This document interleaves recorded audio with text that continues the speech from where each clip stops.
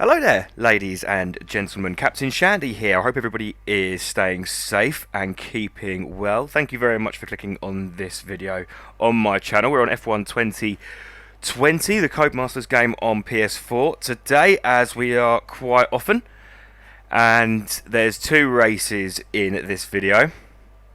The first of which is in Catalonia, where we spaffed qualifying, hence we're so far down the grid, I should say, and we managed to spaff qualifying pretty early on as well.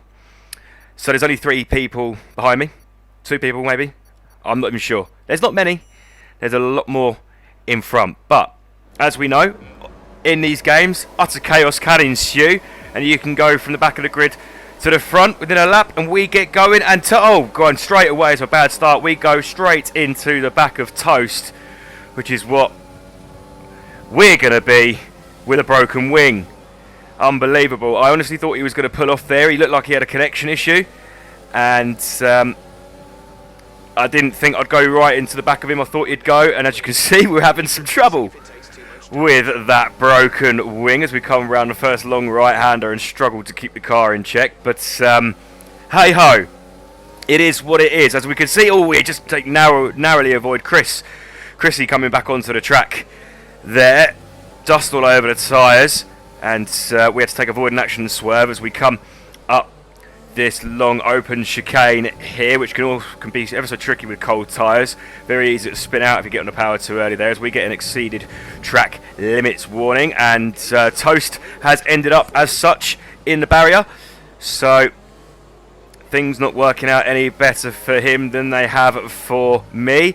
And as you can see in front of us, we've got Monday Irene and a gaggle of cars ahead of that as well. So we come into the final chicane of the lap. We managed to smash all of our ERS deployment availability for that lap there, and then we're down to 68%. We're in rich mix, but as Jeff points out, we are in the top 10, and we filtered in quite nicely here behind Irene. We just have a little look to the right just to give the impression that we might make a move. Doesn't really work out for us as we lose the racing line and end up losing a little bit of time, even though we cut the corners, and Ollie resets himself to the track and gives me a good reason to shit the bed. But fortunately he had ghosted. You can usually rely on that, I've found, to be fair. If they're ghosted when you're approaching, the chance of them suddenly becoming solid right in front of you, it hasn't happened, basically. And that's what I thought when Toast didn't take off the grid and he didn't set off. I just thought he'd ghost, but the ghost didn't kick in time, and I just went into the back of him. So that's how we lost a little bit of our wing, and why the car is more difficult to control and a bit understeery, but we will make the best of it. You know me, ladies and gentlemen, I'm not one to complain, even though I am British and it is my prerogative to do so. Men have lost their lives for me to this, right? The least I could do is make the most of it. As we can see there, though, talking of making the most of it, Irene has made the most of Alejandro. I hope I'm pronouncing that right. As he skips forward, he's got lag, he's disconnecting, I don't know what's going on. As you know, we can trust these drivers about as much as you'd trust Michael Barrymore at a swimming pool. And he cuts the corner, and we're right at the back of him, and we go into the back of him, and now we're entangled. We span him round, and someone's lost a bit more of their wing. That may well be me. And we get a warning for the collision, and I just couldn't really avoid him. He slowed down so much. I didn't expect him to slow down so much. And as a result, we went into the back of him and we spun him round, and I think we have done a little bit more damage to our wing than we already had, although the situation wasn't exactly ripe to begin with. And we can see there that Angpass has just let us through. I don't know if he saw that incident and thought, nah, fuck that guy, I'm staying out of his way. Or whether maybe he is trying to increase his safety rating. I've been there, I've done it, I've made that attempt. It's a fucking, well, best of luck to you if that is your prerogative, pal, because it's tricky. I've tried that, just getting out of everybody's way, and still somehow it just creeps up so slowly, your driver safety rating, and it's so quick to deplete if you make a mistake. I know I'm not very good at this game, I'm not pretending that I am, and I'm mainly just here for lols, and I presume that's the reason that you're here if you are watching as well, because let's face it, you're not watching to learn anything, are you? Unless it's how to not drive. But you know, it's so tricky to get yourself higher up. I like to think I've got some degree of competence on the game. I am able to sort of steer the car roughly where I want it to go, brake roughly where I want it to brake. But yeah, online everything's so unpredictable. You know, the AI on this game is very good, actually. I have to say, for a racing game, it's good. It's competitive. They're aggressive. They take good lines. They compete with each other well. The AI is very, very good in the career modes and whatnot. So, fair play and kudos to Codemasters for that, I must say. But once you put a human being in charge, then suddenly everything gets very unpredictable unless you're playing at a good level. And if I was playing at a good level, say I was at the level of TRL Limitless or Arava or somebody like that, Team at Marduk, then maybe it would be easier. The drivers around me would be better. I would be better. If I was to enter a lobby like with that level of talent now, with my current ability and my current assist level on, then I would be the one making an absolute mess. They would probably hate me. They would hate me within a lap. I'd probably cause 3 accidents. So, you know, to the degree, I'm not happy about being in this lobby, but you kind of have to accept where you are and just crack on and accept some responsibility for it. I know that's very much against the values of this generation, well, the left anyway. But yeah, I'll take responsibility for that. I'm not clean enough. I make too many mistakes, and although I'm better than a lot of the drivers in the lobbies in terms of safety, I'm worse than many as well, and I've caused a fair few accidents myself. So, you know, I'm not going to be a prick about it. But now, as you can see, we have caught Chrissy, and as we have, Angpass has caught us as well. So we actually have something to talk about in the race, rather than just my level of incompetence. So we're up behind Chrissy, and we're not going to make the same mistake again. We dip out of the power, don't make the touch, and this time we do dive up the inside and slow it down, and it's a nice move. It's smooth, and we've got the DRS pretty happy with that. We probably forced Chrissy to slow down a bit more than they would have liked, but we had to take the race in line. The car was always going to understeer, especially with half a wing, which obviously they won't be aware that I've got, but I do. Nevertheless, we made the move cleanly and fair play as well. Chrissy didn't fight dangerously. They sort of just acknowledged that I'd got the position there, track position, and backed out. And they've actually found themselves about a second behind. So we caught them pretty quickly. Enough to do so and make it into 9th place by the time we crossed the line. And that is the end of the lap, ladies and gentlemen. The race, I should say. That went rather quickly whilst I waffled. From my perspective, maybe not yours, I don't know, but nevertheless, we find a way through. Wasn't the cleanest race, wasn't the easiest race. We had an accident, but I'm fairly happy with that. We finished higher than we started, and that's mainly what you're looking to do. I'm not quite sure how that will affect my safety rating. I mean, I think I'm around 60% now in the D rating. I don't know if there's an E rating. I don't know. I hope not. Well, I hope there is, because then maybe I'm not one of the worst people. And I certainly hope I don't drop into it. But, you know, we'll see. We'll see. Let's hope we don't plunge into the depths of safety rating D or E.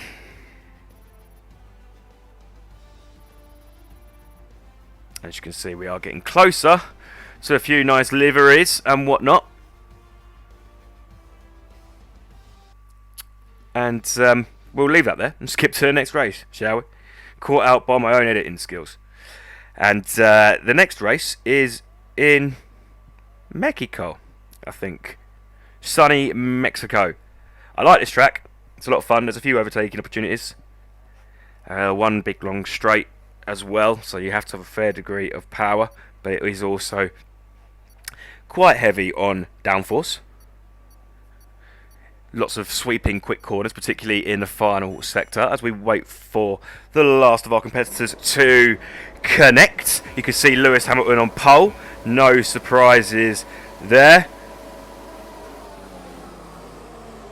And Jer gets a great start. I mean, Hamilton got a poor start, I think, which made it look even better.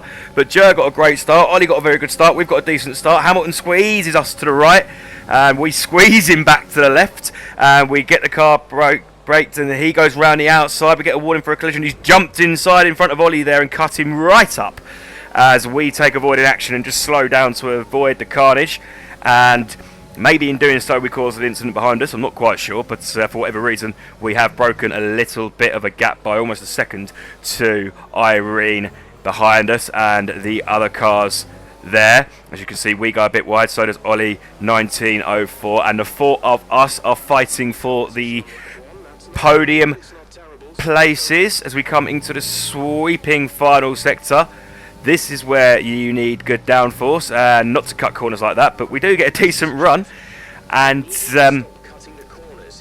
as you can probably hear or read, if your eyesight is better than mine, Jeff is telling us off for cutting corners already. We haven't even completed a lap, and he's told me that if I continue, the stewards will give us a penalty. So I really have to settle down now. It's a bit helter-skelter. It can often be like that on the first lap. But as we come out of the final corner, we are just a couple of tenths behind Ollie 1904, and we're still continuing to catch him despite not using any overtake, and we're not using Rich Mix either. We're just using the slipstream for now, and we get the car slowed down. I wasn't really interested in overtaking there, but he slows down so much that I think it's worth a look there. However, he cuts me off, so I end up losing a little bit of time. Probably better off just sticking behind him there and not trying to make the move, but it almost looked like it had presented itself to the point where it was going to be quicker to get through there, far quicker to get through there than it would be to stay behind him. But he chopped me off, but that's fine. He was entitled to take the racing line. I was behind him. It was up to me to make sure I got out of the overtake, and I did. And as a result, we still have a car fully in one piece, and we are only half a second behind Ollie as we come through the final sector there and get another exceeded track limits warning as we just cut the final left-hander from that complex of corners. Talking of complexes, we come into the final part of the lap through the stands and get on the power, pushing the car to the limits right by the wall on the inside up on the curb. But as you can see in that last sector, we've lost a little bit of time on Ollie there. We're almost a second behind now, as Jeff informs us we can use DRS going forward now that we have gone on to lap 3. So Ollie ahead, still weaving around trying to break the toe. I'm not quite sure why. I'm not really sure it's too effective from a second behind. I think really you need to be within about a half a second for it to have an actual decent slingshot effect, but nevertheless he remains roughly a second ahead of me as we come into sector 2 and just go a little bit wide as we come out of the slow right hairpin, and we get back up to speed and approach the fast sweeping corners through the end part of sector 2.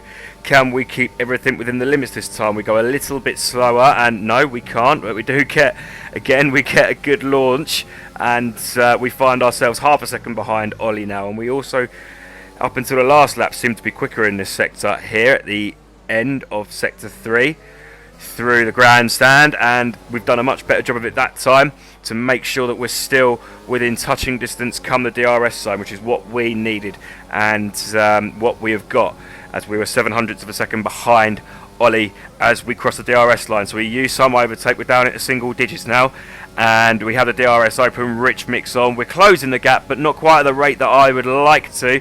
If we can hit these first couple 2-3 corners well, however, then maybe we can get on the DRS with a fair bit of power as we come down the next straight, which we do decently. We are still 800ths of a second in behind him and not really gaining too much. It's worth mentioning at this stage that we're under no pressure from behind whatsoever, as Ollie just cuts the corner and then goes a little bit wide, and the car has a little wiggle on its way out, and as you can see we have dropped the gap back down to just over half a second again now, and maybe this time if we can nail these corners we can get on the back of his car. And he is very slow and we're very quick. We go very wide, but what a slingshot we're going to have, as well as the DRS. Can we look up the inside here? We got the position to make a move. We get it slowed down. We turn right. He turns in. We give each other just enough room, and we make it stick into third place, onto the podium in front of Ollie. A nice clean move. It was a little bit touch and go, will there for a second, but I think on the whole, pretty clean. However, as Jeff mentions, it's the final lap of the race, and Ollie is only just under half a second behind, and he's going to have the DRS, and we have no overtake to fight him back with, just Rich Mix. We try a little wiggle to break the toe, but it's not going to do much, and he gets in front of us and takes the racing line before the corner. So not an awful lot that we could do there, and we won't have the DRS here either, because it automatically goes to the car that had it on the last straight. And he's only going to get further away here on lap 5. So at this point, overtaking opportunities are very much seizing up. The only one that we really have left is into the 90-degree right-hander when you come out of the fluid sector. We are staying close enough behind Ollie to try and make that a possibility, but we need a mistake, really. We're not just going to be able to overtake. I don't think the DRS alone is going to be enough. And we do get a good launch through that sector, and we do get the DRS open, and Ollie goes very, very wide, and we're only a few tenths of a second behind him, but we're not close enough to make a move, and he makes sure he gets the car on the apex just in case we were thinking of doing so. And bar him spinning out in this last couple of corners, that will be that. So unfortunately, we just miss out on the podium as Ollie celebrates across the line.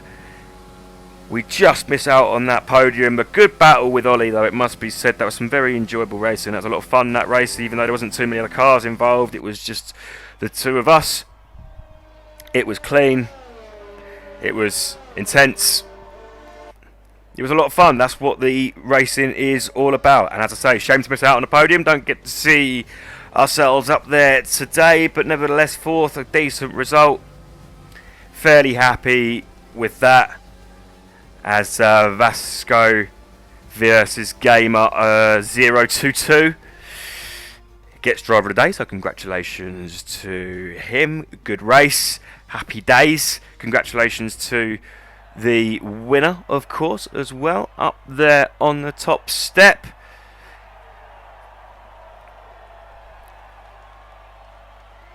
And happy days. But thank you very much for watching these two races, guys. I very much hope that you enjoyed the pair of them. If you did, please drop me a like, please drop me a subscription, please drop any comments if you've got any tips to make myself better at racing, or how to use less assists, or just a commentary on the race in general and my performance. It would be great to hear from you, and I will get back to you. But in the meantime, ladies and gentlemen, once again, thank you very much for your time. It's been an absolute pleasure, and no doubt I will speak to you again soon in the coming days. Take it easy, people. Stay safe, you bunch of legends.